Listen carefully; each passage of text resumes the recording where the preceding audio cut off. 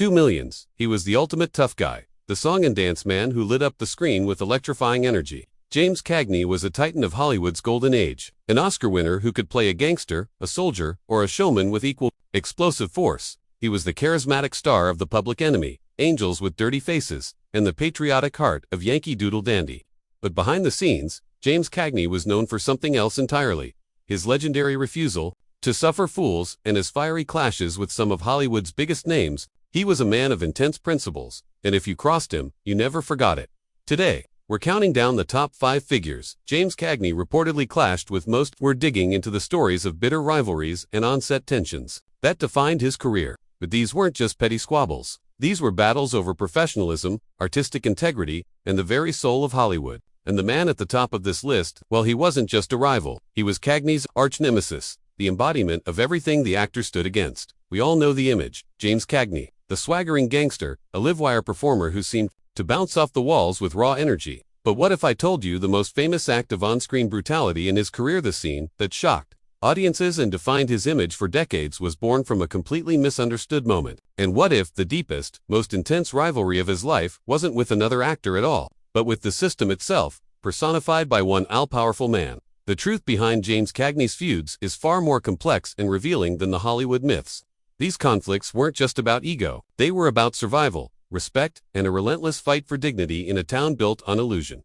Coming in at number 5 is a name forever linked with James Cagney in one of the most infamous scenes in cinema history: Mae Clarke. The film was 1931's The Public Enemy, and the scene, well, you know the one. Cagney's gangster, Tom Powers, is at the breakfast table with his girlfriend, played by Clarke. Annoyed by her, he doesn't just yell. He picks up a half grapefruit and viciously smashes it into her face. The moment is brutal, shocking, and it instantly cemented Cagney's persona as a new kind of dangerous, unpredictable, tough guy.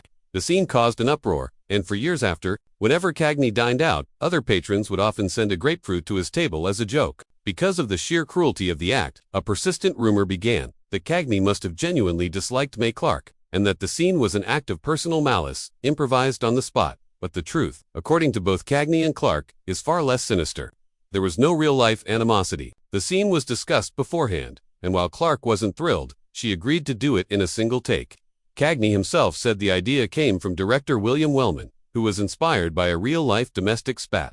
The story that it was just a practical joke on the crew that accidentally made it into the film is likely a bit of Hollywood myth-making itself. The reality is, their relationship was entirely professional. So, did Cagney hate Mae Clarke? All credible evidence points to no. He respected her as a fellow professional. Sadly, for Clarke, who was a talented actress and was credited for her role, she was forever reduced to the dame who gets the grapefruit facial. The real story here isn't about hatred, but about how a single, shocking, cinematic moment could create a myth that completely overshadowed the truth of a professional collaboration. At number 4, we have a rivalry born, not of personal hatred, but of pure, professional competition. This was a clash of titans, a battle for the title of Warner Brothers' top tough guy, Edward G. Robinson. It's impossible to talk about the rise of the Hollywood gangster without these two men. In 1931, they exploded onto the scene in 2 separate, genre-defining films. Robinson came first with Little Caesar, creating the blueprint for the cinematic mob boss. Just a few months later, Cagney delivered his own iconic turn in The Public Enemy. Suddenly, Warner Brothers had 2 kings of the underworld on their payroll, and the town wasn't big enough for both of them. Their rivalry was immediate. They competed for the best scripts, top billing, and the highest salary. When Cagney found out Robinson was making more than him, he walked out, demanding pay parity. This wasn't just about money. It was about status. Every contract, every movie poster, was another round in their ongoing fight for supremacy. They appeared in only one film together, 1931's Smart Money.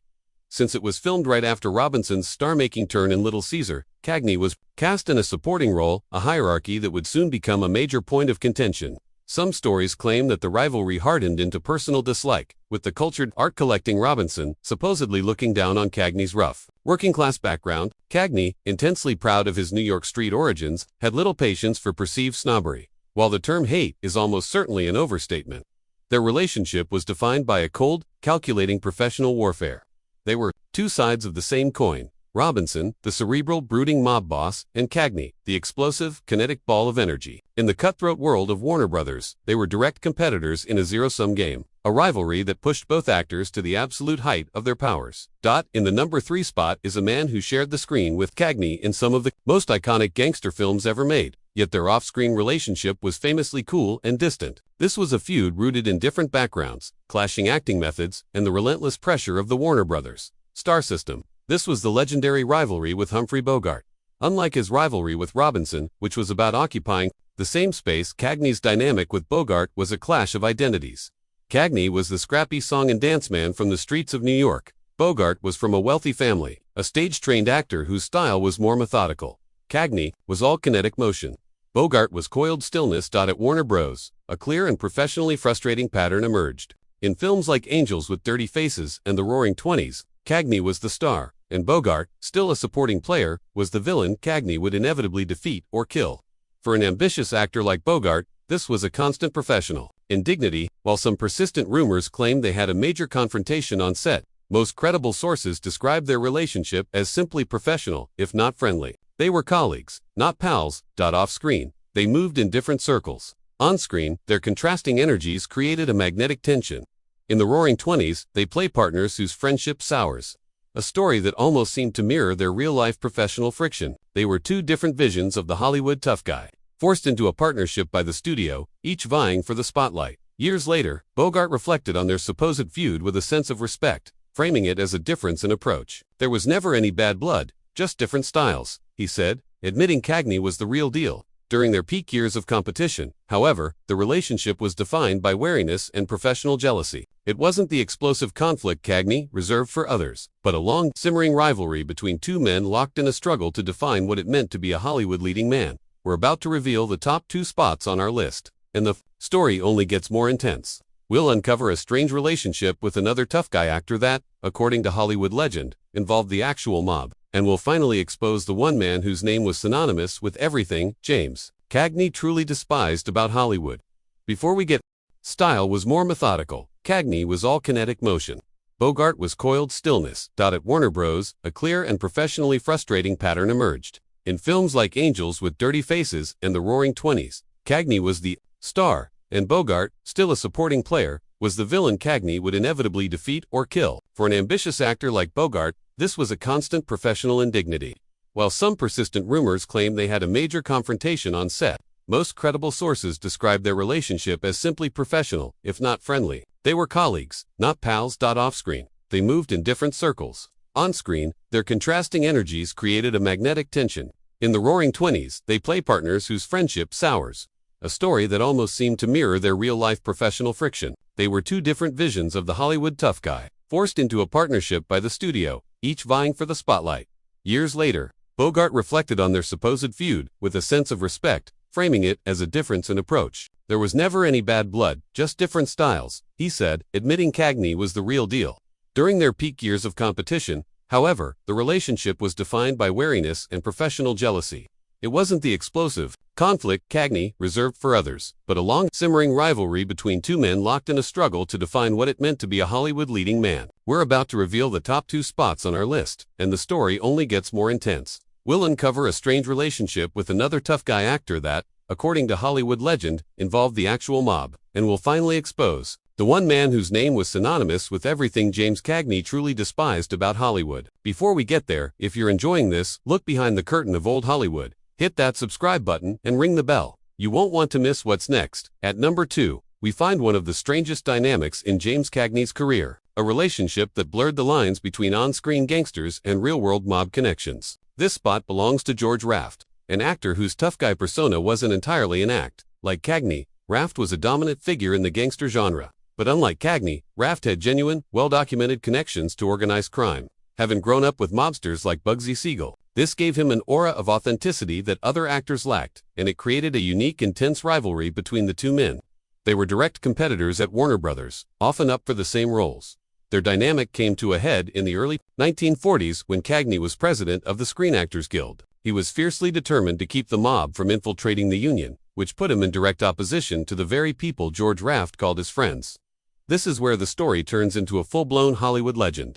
According to lore, the mob decided to put a hit on Cagney for his anti-corruption stance. The plan was simple: drop a massive studio lamp on his head and make it look like an accident. The threat was apparently very real. But then, an incredible thing supposedly happened. George Raft got wind of the plan.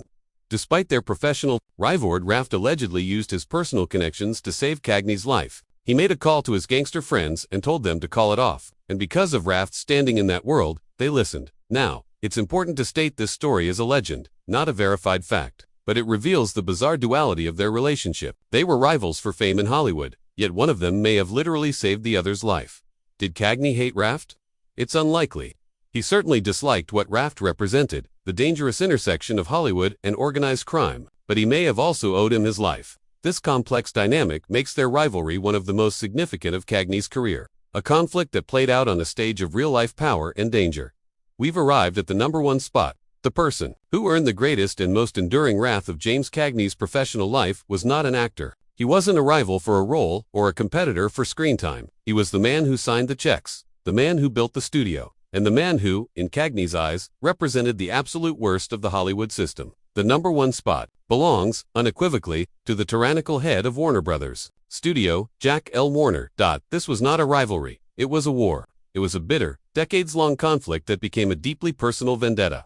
The conflict ignited right after The Public Enemy in 1931. Despite the film's success, Warner kept Cagney on his paltry initial contract while running him ragged. Cagney, knowing his value, protested. Warner's alleged response was dismissive, an insult Cagney would never forgive. He saw actors as replaceable commodities. From then on, their relationship was a series of pitched battles. Warner relentlessly typecast Cagney as a gangster, ignoring his desire to showcase his versatility as a dancer and comedian. To Warner, Cagney was a product, and any attempt by the actor to grow was an inconvenience. Cagney called it professionally suffocating. But Jack Warner severely underestimated his star. Cagney became known as the professional again. In an act then unthinkable for a major star, he repeatedly sued his own studio for breach of contract and even walked out to work for another company. His independent venture failed, forcing him to return to Warner Bros., but he came back on his own terms with a landmark contract giving him more money, fewer films, and script approval. He had done the impossible. He had beaten the studio system. The personal animosity never faded. Years later, Jack Warner published an autobiography portraying Cagney as difficult and ungrateful. Cagney's response was characteristically blunt, saying Warner would have made a great slave owner. Until his death, Cagney maintained that his greatest achievement wasn't his Oscar, but surviving and defeating the Warner Brothers machine. Jack Warner was more than a boss. He was the personification of the corporate greed and artistic oppression that Cagney fought against his entire career. James Cagney's career was built on conflict. On screen, he was the man of action, always ready for a fight. Off screen, he channeled that same energy into a relentless pursuit of dignity and freedom.